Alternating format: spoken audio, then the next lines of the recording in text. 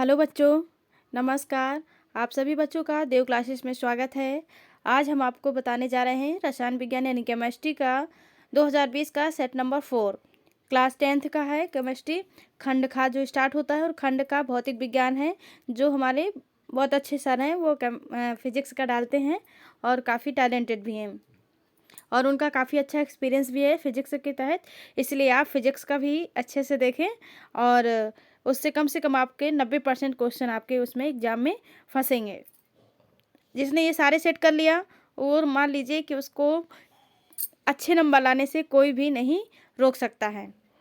चलिए देखते हैं। इसमें सबसे पहले 4 बहुविकल्पी होते हैं। तो पहला इसमें क्या है, इसमें पहले प्रश्न क्या कह रहा है, निम्न में से कौन सा तत्व धात्विक है। इसमें ये पूछा गया है कि जो ये 4 तत्व हैं तो इनमें से कौन सा धात्विक है। तो इनमें से देखना है, पहला है फास्फोरस, दूसरा है हीलियम, तीसरा है लिथियम, चौथा है सल्फर। फास्फोरस हमारा अधातु होता है तो ये नहीं है, यहाँ धात्विक पूछ रहा मतलब धातु। हीलियम हमारी एक गैस होती है इसलिए हीलियम भी नहीं है यहाँ पे।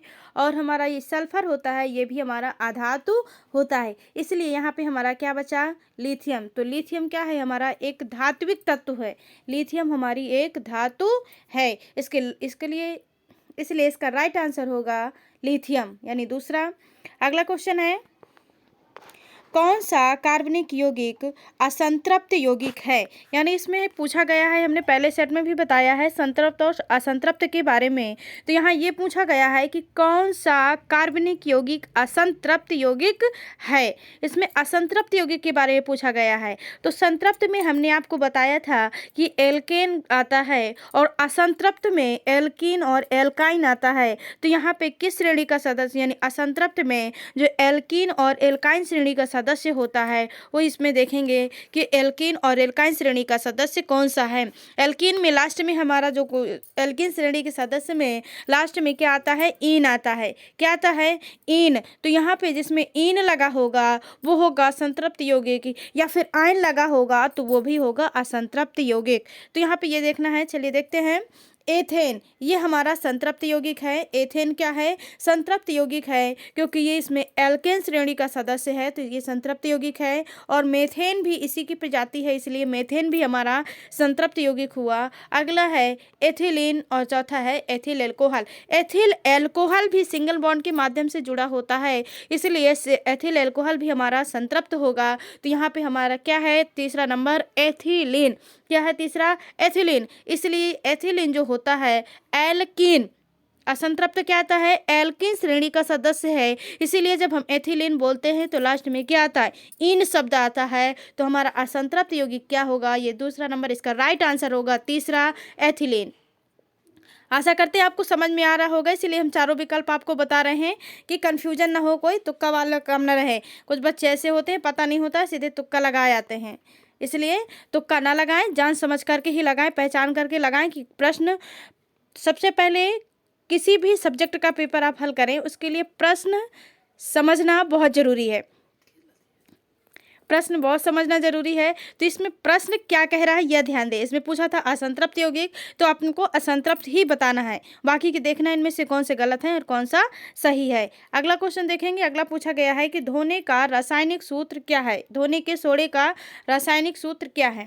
धामन सोडा जिसे बोलते हैं उसका रासायनिक सूत्र पहला है NaHCO3 NHCO3, दूसरा है Na2CO3, तीसरा है दूसरा है Na2CO3 10H2O, तीसरा है CaOCl2,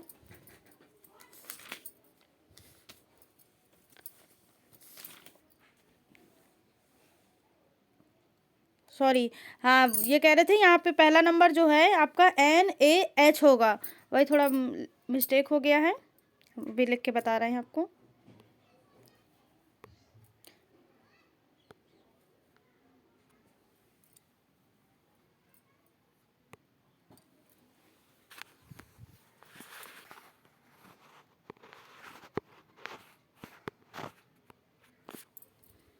हाँ तो यहाँ पे जो ये पहला नंबर आपका दिया हुआ है तो यहाँ होगा NaHCO3। क्या है NaHCO3, तो यहाँ पे हो जाएगा NaHCO3, तो यहाँ पे होगा इसका सोडियम बाइकार्बोनेट। पहला क्या है सूत्र, सोडियम बाइकार्बोनेट, और दूसरा है Na2CO3 इंटू 10H2O। तो धामन सोडा में ध्यान दीजिएगा, जल के अणु आपके 10 होते हैं, जहाँ पे 10H2O आ जाए वो समझ लीजिए आपका धामन सोडा है। धामन सोडा में जल की मात्रा ज़्यादा पाई जाती है। तो ये आपका ये राइट आंसर होगा दूसरा नंबर। क्या होगा, ये दूसरा राइट आंसर होगा। अगला तीसरा में पूछा गया, तीसरा बताया गया है CaOCl2, तो ये है आपका ब्लीचिंग पाउडर या बिरंजक चूड़ इसे बोलते हैं। और चौथा है NaOH कास्टिक सोडा, या इसी को बोलते हैं सोडियम हाइड्रोक्साइड। तो आपका राइट आंसर होगा दूसरा Na2CO3 इंटू 10H2O। अगला है क्वेश्चन 6 का पहला नंबर, इसमें पूछा गया है, इसमें IUPAC नाम और संरचना मोस्ट इंपॉर्टेंट है, अभिक्रियाएं भी, ये सब ज़्यादातर सभी सेट में पूछी गई हैं। इसलिए अब आगे देखेंगे कि इसमें क्या कह रहा है। IUPAC किसका किसका संरचना बनाना है इसमें, और नाम भी जानना है कि क्या है।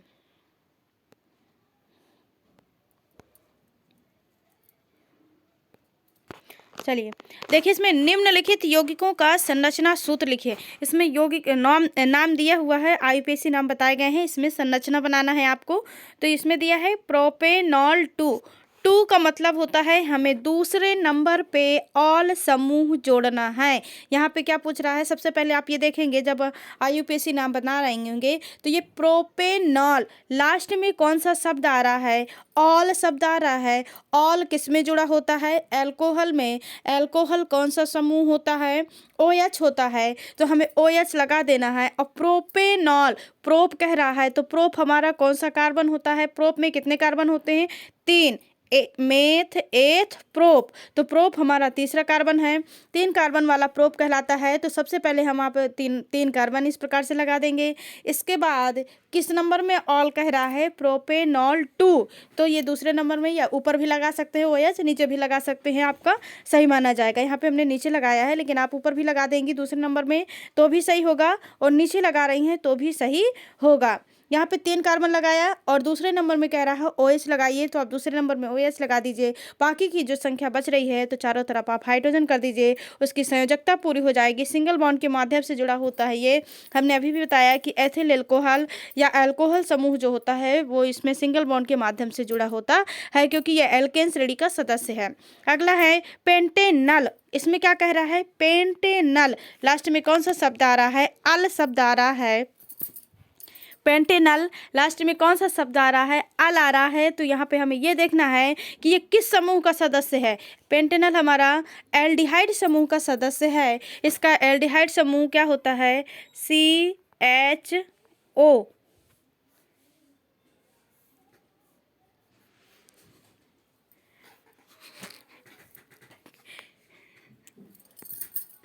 पेंटेनल हमारा CHO समूह है, तो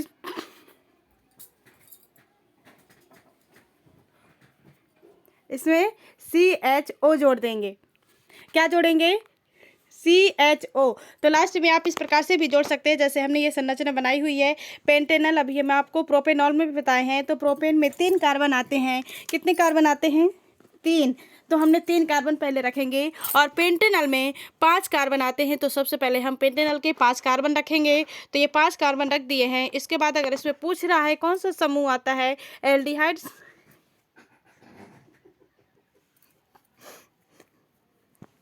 एल्डिहाइड समूह है, तो इसमें हम लगा देंगे CHO। तो ये जैसे हमने डबल बॉन्ड लगा करके, O हमेशा एल्डिहाइड समूह में डबल बॉन्ड के माध्यम से ही जुड़ता है। एल्डिहाइड समूह में जिस तरफ O लगाएंगे वहाँ पे डबल बॉन्ड लगेगा, और H लगा दिया। जैसे हमने ऊपर की तरफ H लिखा है, सामने O लिखा है, इस प्रकार से आप ऊपर भी O लिख सकते हैं डबल बॉन्ड लगा करके, और सामने लिख सकते हैं H। क्या लिखेंगे, सामने तरफ H लिख सकते हैं, और यहाँ ऊपर भी O लिख सकते हैं डबल बॉन्ड लगा के। क्योंकि इसमें नीचे इसलिए नहीं लगाएंगे क्योंकि यहाँ पे डबल बॉन्ड लगा हुआ है, इसलिए नीचे H नहीं लगाएंगे।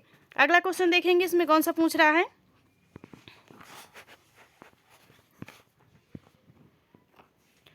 संख्या बहुत कम है, ज़्यादा से ज़्यादा शेयर करिए। यस, और ज़्यादा से ज़्यादा बच्चों को शेयर करिए, और जो नए बच्चे हैं वो चैनल को सब्सक्राइब करें और बेल आइकन दबाना ना भूलें, ताकि वो कोई भी वीडियो हमारा मिस ना कर सके। बहुत इंपॉर्टेंट चीज़ें आपको दे रहे हैं, और अपने दोस्तों को भी शेयर करें ताकि इससे कोई वंचित ना रह पाए, और सभी हल करें अनसॉल्व पेपर को। चलिए अगला क्वेश्चन इसमें पूछ रहा है, दूसरा नंबर है, निम्नलिखित अभिक्रियाओं को संतुलित रासायनिक समीकरण लिखिए। यानी इसमें अभिक्रिया दी हुई है तो इसमें सूत्र याद होना बहुत ज़रूरी है, इसीलिए हम जितनी भी अभिक्रिया बताते हैं उसके नीचे नाम बताते हैं और नाम लिखते हैं। इसलिए आप अलग से एक नोट्स बना करके एक तरफ रासायनिक नाम, एक तरफ रासायनिक सूत्र डाल करके सूत्र की सारणी बना सकते हैं, जिससे आपको सूत्र बहुत जल्दी याद हो जाएंगे। अब यहाँ कई जगह ऐसी अभिक्रिया देता है, देखिए इसमें यही दिया है कि निम्नलिखित अभिक्रियाओं को संतुलित कीजिए, संतुलित समीकरण बनाइए। अब इसमें जिंक लिखा हुआ है, जिंक का जब सूत्र नहीं पता होगा तो कैसे आप हल करेंगे, नहीं कर पाएंगे। इसलिए आप सबसे पहले सूत्र याद करिए, और ये सूत्र हम सबके नीचे बताते जा रहे हैं, तो एक आप अलग से नोट्स बना करके सूत्र लिख सकती हैं। चलिए इसमें कह रहा है zinc plus silver nitrate, after reaction बनेगा जिंक नाइट्रेट प्लस सिल्वर। तो यहाँ पे जिंक का सूत्र होता है Zn, और प्लस सिल्वर नाइट्रेट का होगा यहाँ पे AgNO3। ये 2 हमने वैलेंसी पूरी करने के लिए लगाए हैं, तो आगे बनेगा AgNO3 का होल ट्वाइस, यानी जिंक नाइट्रेट इसी को बोलते हैं AgNO3 को, लेकिन ZnNO3 को प्लस Ag आगे सिल्वर, सिर्फ सिंगल सिल्वर नहीं निकाल सकते हैं, इसलिए हमने आगे यहाँ पे 2 लगाए हैं। जब आगे 2 लगा देंगे तो नाइट्रेट हमारे 2 हो जाएंगे, इसलिए यहाँ पे क्या करेंगे, ZnNO3 का होल ट्वाइस प्लस 2 Ag। दूसरा नंबर पूछा गया है, मैग्नीशियम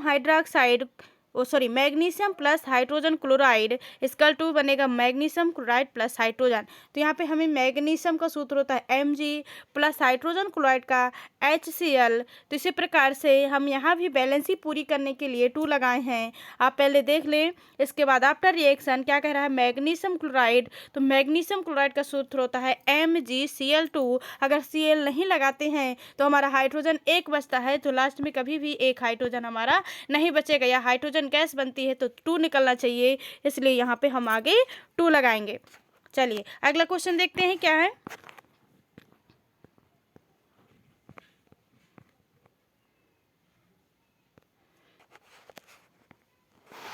प्रत्येक यौगिक के 2 उपयोग लिखे। इसमें पूछा गया है प्रत्येक यौगिकों के 2 उपयोग बताना है।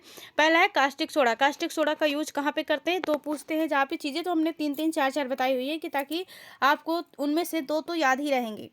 चलिए कास्टिक सोडा का उपयोग, इसका सूत्र होता है NaOH, इसी को सोडियम हाइड्रोक्साइड भी बोलते हैं। कास्टिक सोडा को क्या बोलते हैं, सोडियम हाइड्रोक्साइड, NaOH।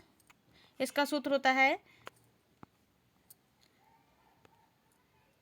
NaOH।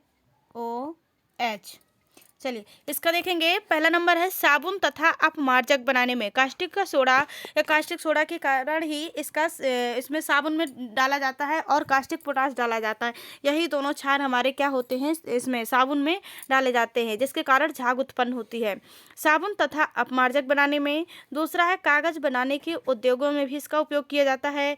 और तीसरा नंबर है धातुओं से चिकनाई हटाने में किया जाता है। आप लोग कई देखते होंगे कि बर्तन यूज करते हैं जिनमें से साबुन से धुलते हैं तो चिकनाई हट जाती है, तो इसके कारण से कास्टिक सोडा अलग से भी यूज कर सकते हैं। ये कास्टिक सोडा बहुत महत्वपूर्ण है। चलिए अगला नंबर देखते हैं, इसमें क्या पूछ रहा है।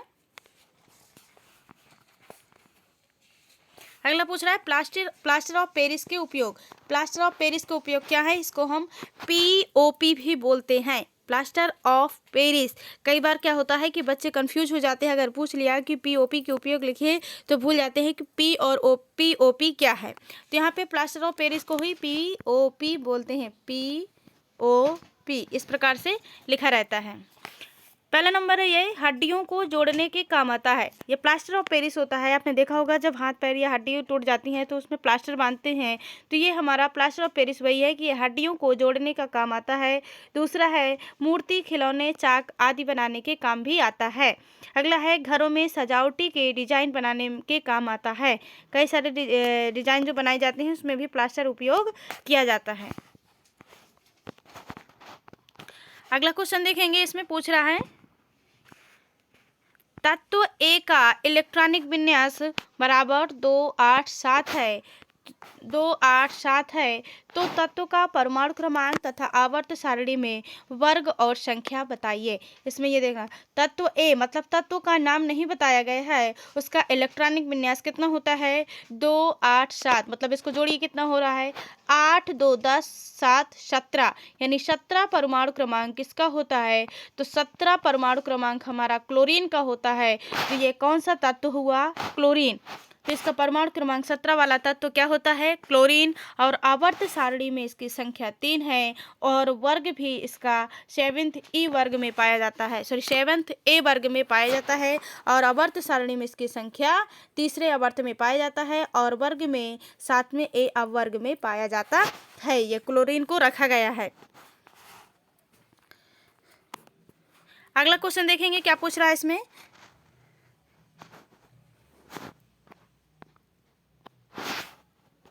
क्या होता है जबकि केवल रासायनिक समीकरण लिखिए। ये मोस्ट इंपॉर्टेंट है, ज़्यादातर सभी सेट में ये क्रियाएं और आयुपेशी नाम दी गई हैं, इसलिए ये दो चीज़ तो बिल्कुल ध्यान से देख लीजिए। ये एथिल अल्कोहल, सॉरी नीचे का लिख गया है, इसमें इसी वाले नंबर में नहीं है, अरे यहाँ से 1 मिनट। ये इसका पहला नंबर ये है, जिप्सम को 373 केल्विन ताप पर गर्म किया जाता है। जब जिप्सम को गर्म करते हैं तो प्लास्टर ऑफ पेरिस बनता है, और अगर प्लास्टर ऑफ पेरिस को गर्म करते हैं तो जिप्सम प्राप्त होता है। इसमें यह है, तो जब ये क्या है CaSO4 × 2H2O, ये हमारा जिप्सम का सूत्र है। किसका है, जिप्सम का सूत्र है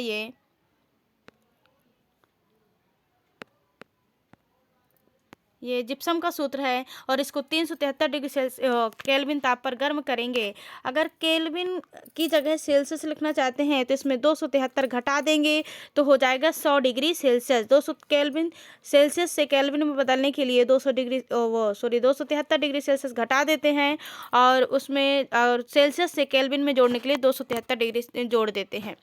आगे बनेगा CaSO4 × ½ ये हमारा है प्लास्टर ऑफ पेरिस। इसका रासायनिक नाम होता है कैल्शियम सल्फेट हेमीहाइड्रेट, या इसी को अर्ध हाइड्रेट बोलते हैं, क्योंकि ½ लिखा है ना, इसलिए इसको अर्ध हाइड्रेट भी बोलते हैं। ये आपका है प्लास्टर ऑफ पेरिस, ये है जिप्सम।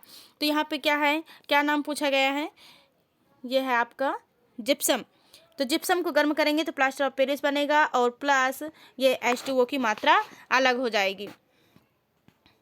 बुझे हुए चूने में क्लोरीन गैस प्रवाहित की जाती है। अगला पूछा है कि बुझे हुए चूने में क्लोरीन गैस प्रवाहित की जाती है, यानी बुझे हुए चूने का सूत्र होता है CaOH का whole twice plus chlorine gas, तो Cl2 प्रवाहित करते हैं तो हमेशा ये ब्लीचिंग पाउडर बनता है। ब्लीचिंग पाउडर बनाने की विधि भी अगर पूछता है तो ये ब्लीचिंग पाउडर बनाने की विधि भी है, क्योंकि बुझे हुए चूने में क्लोरीन गैस जब प्रवाहित करते हैं तो ब्लीचिंग पाउडर या विरंजक चूर्ण बनता है और प्लस जल की मात्रा अलग हो जाती है। इसलिए ध्यान दें, इसमें ये बनाने की विधि भी है विरंजक चूर्ण की। चलिए अगला नंबर देखेंगे क्या है। उम्मीद है कि समझ में आ रहा होगा। शेयर करिए भाई, ज़्यादा से ज़्यादा शेयर करिए सभी अपने दोस्तों को, जो नए हों वो चैनल को सब्सक्राइब जरूर करें। चलिए अगला क्वेश्चन है 8वां नंबर, लास्ट क्वेश्चन है, इसका पूछा गया है क्या होता है जबकि केवल रासायनिक समीकरण लिखिए। एथिल अल्कोहल को सांद्र सल्फ्यूरिक अम्ल के साथ गर्म किया जाता है। एथिल अल्कोहल या एथेनॉल एक ही चीज़ होती है, एथिल अल्कोहल का ही आयुपेशी नाम एथेनॉल है।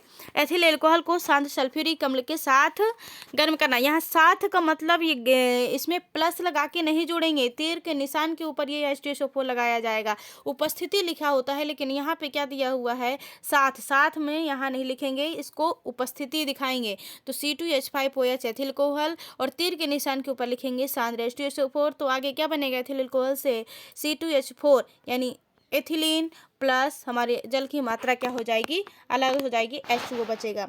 दूसरा नंबर इसमें पूछा गया है एथिल अल्कोहल को सोडियम के साथ अभिक्रिया करता है, यानी जब एथिल अल्कोहल सोडियम के साथ अभिक्रिया करता है तो क्या बनेगा, C2H5OH एथिल अल्कोहल और Na सोडियम से क्रिया करेगा तो बनेगा C2H5Na plus H2।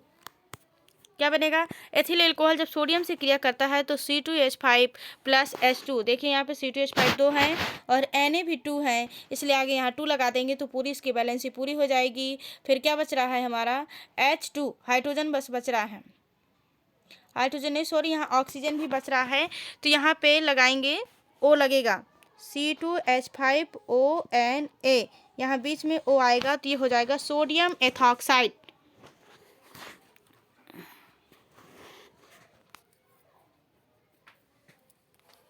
C2H5OH plus 2Na,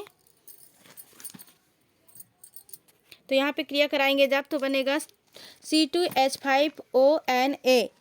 क्या बनेगा? C2H5ONA।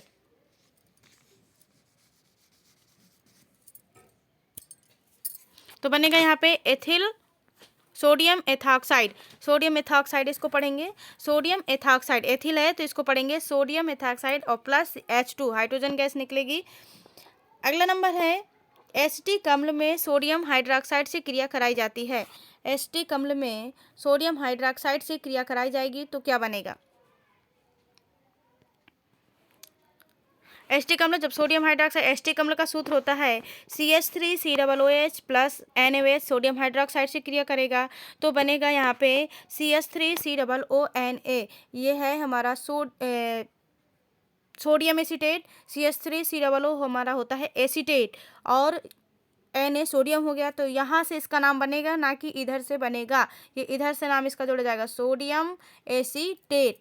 यहाँ पे एथिल एसीटेट की अभिक्रिया जब सोडियम हाइड्रोक्साइड से कराएंगे तो बनेगा सोडियम एसीटेट और प्लस 2 हाइड्रोजन और एक ऑक्सीजन बनेगा तो बचेगा जल।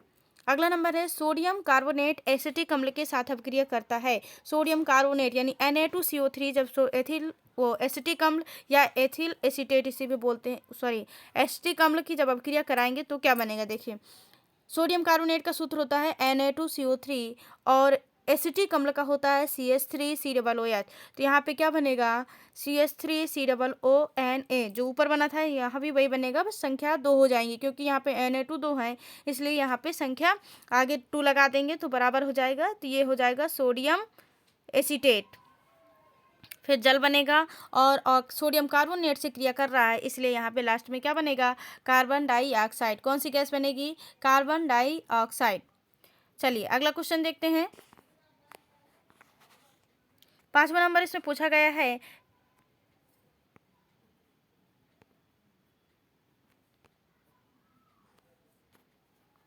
एथिल एल्कोहल एसिटिक अम्ल के साथ अभिक्रिया करता है। जब एथिल एल्कोहल अब एसिटिक अम्ल के साथ क्रिया करेगा तब क्या बनेगा? एथिल एल्कोहल का सूत्र अभी हमने कई बार बताया है, C2H5OH होता है और एसिटिक अम्ल का भी बता रहे हैं CH3COOH होता है। तो जब इसकी अभिक्रिया कराएंगे तो ये बनेगा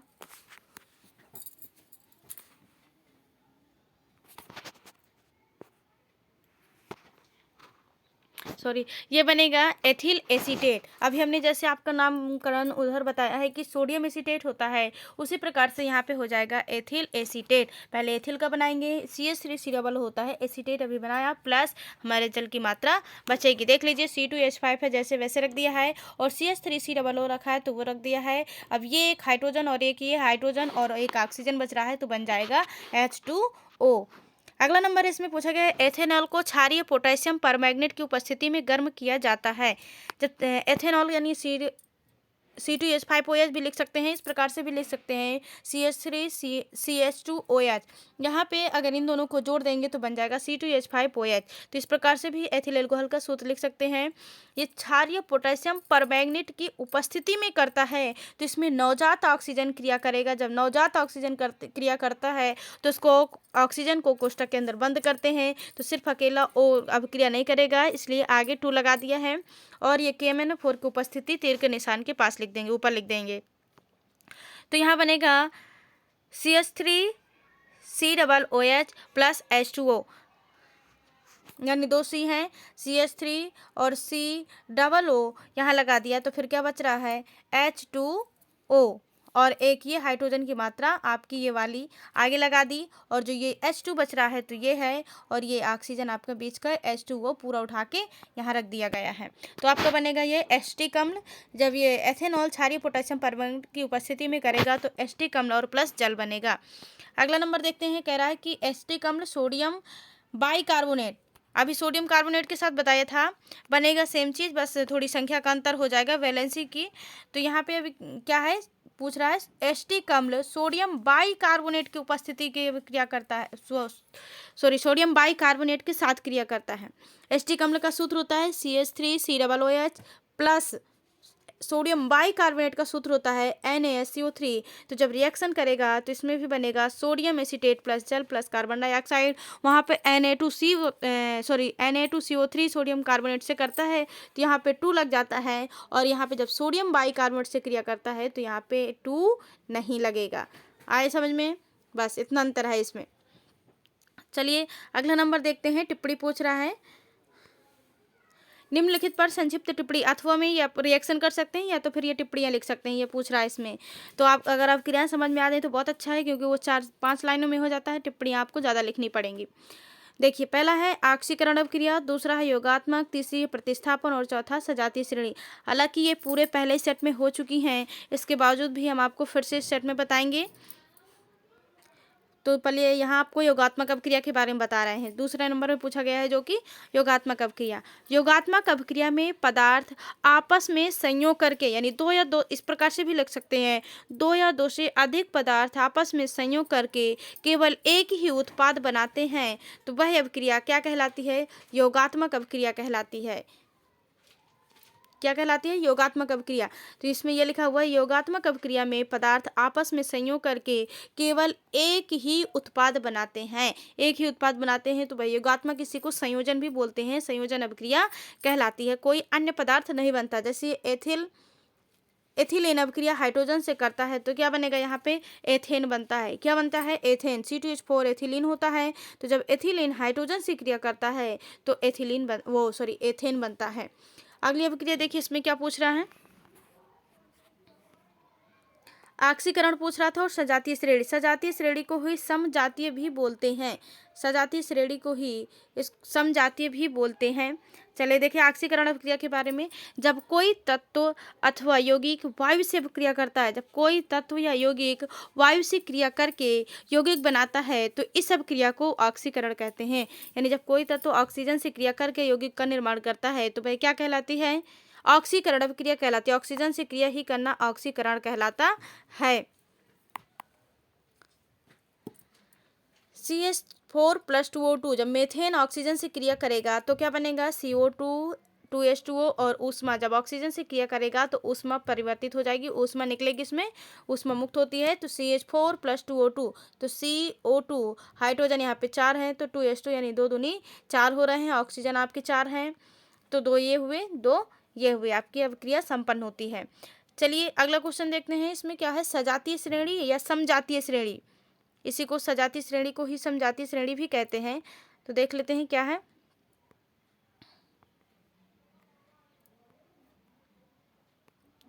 समान क्रियात्मक समूह वाले यौगिक को, यानी एक जैसे क्रियात्मक समूह जिसमें सभी यौगिकों में एक ही समूह लगा हो, या तो एल्कोहल समूह या तो अल समूह या तो ऑल समूह, कोई भी लगा हो, समान क्रियात्मक समूह वाले यौगिक को जब उनके बढ़ते या घटते हुए अणुभार के क्रम में रखा जाता है तो प्राप्त श्रेणी कौन सी श्रेणी होती है? सजातीय श्रेणी कहते हैं। जब बढ़ते हुए या घटते हुए क्रम में लगातार लाइन से रखें, या तो घटते हुए ही रखें या तो बढ़ते हुए रखें, दोनों तरह से रखा जा सकता है, तो जो श्रेणी बनती है उसको सजातीय श्रेणी कहते हैं। सजातीय श्रेणी के 2 क्रमागत सदस्यों के बीच CH2 का अंतर होता है। कितना का अंतर होता है?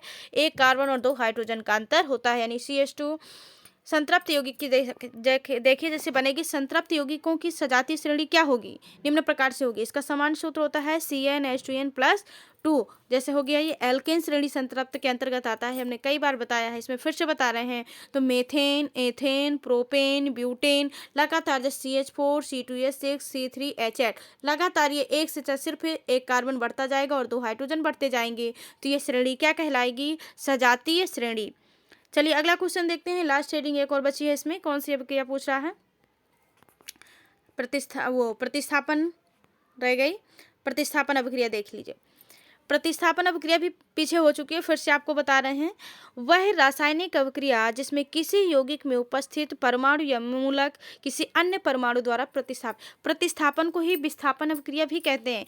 वह रासायनिक अभिक्रिया जिसे किसी यौगिक में उपस्थित परमाणु या मूलक के द्वारा अन्य परमाणु में प्रतिस्थापित हो जाती है तो वह कौन सी अभिक्रिया कहलाती है? प्रतिस्थापन अभिक्रिया कहलाती है। जैसे ये आपका रहा, जैसे 500 डिग्री सेल्सियस ताप पर एथिलीन क्लोरीन से अभिक्रिया करके वाइनिल क्लोराइड बनाता है। इस अभिक्रिया में एथिलीन को हाइड्रोजन परमाणु क्लोरीन द्वारा प्रतिस्थापित हो जाता है। जैसे यह एथिलीन क्लोरीन से क्रिया करके कितने डिग्री सेल्सियस ताप पर 500 डिग्री सेल्सियस ताप पर करेगा तो वाइनिल क्लोराइड बनेगा। ये C2H3Cl, इसको बोलते हैं वाइनिल क्लोराइड। और प्लस क्या बचेगा, हाइड्रोक्लोरिक अम्ल, तो आगे निकल आएगा HCl।